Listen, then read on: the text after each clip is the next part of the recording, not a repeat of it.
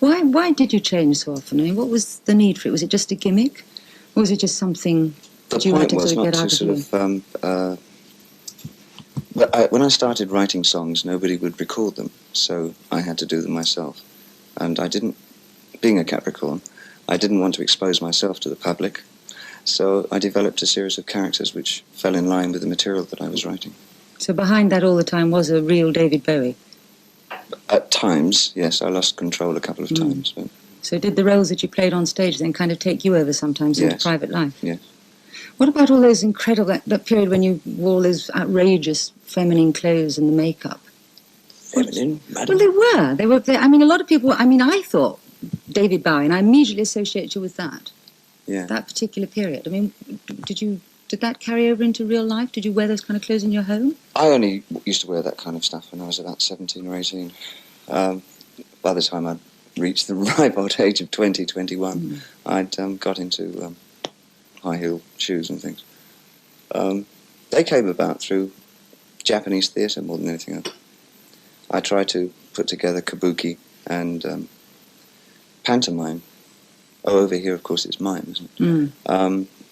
Mime techniques to help enhance this character called Ziggy Stardust, who was the be-all and end-all of rock and roll stars. So a lot of people looking at some of those roles that you played, I think would have been very shocked and found them very outrageous. Yeah. And also there's this tremendous tendency to think of rock stars or pop stars generally as being a bit thick. I mean, obviously there's, I presume, a lot more to you than that. Did it worry you that people have that kind of image? No, I'm very thick. Are you? Yes, I became a rock star. I could have been a painter. But does it need what, to just get something out of your system? No. I wanted to be some kind of artist. I wanted to prove myself in some field as an artist. And I didn't think I was a very good painter, so I went to music. You've had tremendous publicity over the years of your marriage to Angie, and you've admitted that you're bisexual. Was that, in a way, publicity that you sought that helped your career, or did you actually think of that as a tremendous intrusion of your...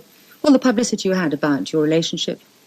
No, that evolved, I think, because of the fact that I'd said many years ago that I was a bisexual.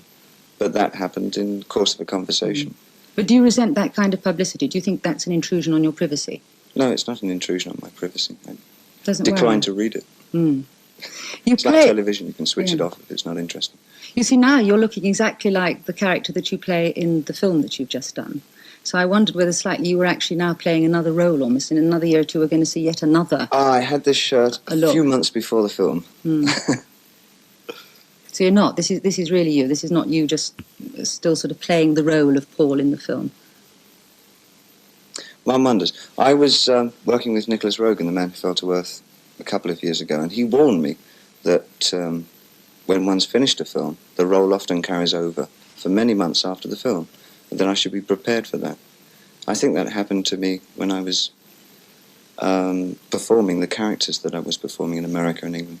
But I didn't have a director to tell me that they would carry over, so they all built up and became a mass sort of conglomerate character.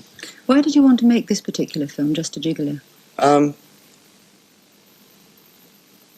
Marlene Dietrich was dangled in front of me, for one thing. Also, I got on extremely well with David Hemmings. And so between those two things, I think I was pulled into it. What was it like working with Marlene Dietrich? I wish I knew. I must ask somebody who did work with her. Why? Well, what happened... For the duration of the film, they were trying to get Marlene to come to Germany, but she wouldn't, because since, I think, a period in the 50s, she's been reluctant to go back because her views differed very much with what was happening in Germany during the war. So she stayed in Paris and said, I will do my filming in Paris. All the way through the film she said this. And I quite agreed with her. And we talked to each other on the phone, and we decided it would be fine if I did my bit in Berlin, and she did her bit in Paris, and the two were gelled together. And never actually met her? No. That's amazing. I think it's quite nice in the context of the film, because she's forever the observer, really. And knowing that, it makes her even more of the observer. A mystical, wonderful, Cocteau character that she is. Do you lack anything, David Bowie? Isn't she lovely? She's marvellous. I wish I'd met her. Looks fantastic. A long time ago. I'm picking up the line she addressed you in the film. Do you feel you lack anything, or have you got everything you want now? Yes, a train ticket to Penge. I've got some friends out there, and I promised I'd go and see them this week, but I haven't had the time to get down there yet. Are you going to give up music now and concentrate on acting? Is this a new whole direction? I'd like to expand my activities, as they say. No, I enjoy writing very much. But writing, just music, or writing all sorts of writing? Funnily enough, I am sort of studiously trying to write a book of short stories based on things that I've done. But writing music generally.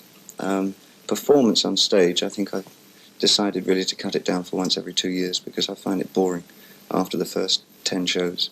It starts to become repetitious every night, the same thing. So will there be more acting and more films? Yes, there will. I'm heading towards directing. Are you? Yeah, very much. That's a final hope, is it? No, I want to be a good painter again. It's my really big dream. And are you painting at the moment? Yes, all the time. Mm-hmm. And writing and acting and still singing? Yes. Lots of things. Is there another film planned? I have or a not? selection in front of me which I'm very proud of, and I'm going through them, deciding which one I'm going to do. That's exciting. Well, we look forward to seeing them. David Bowie, thank you very much for talking to me. Thank you very much.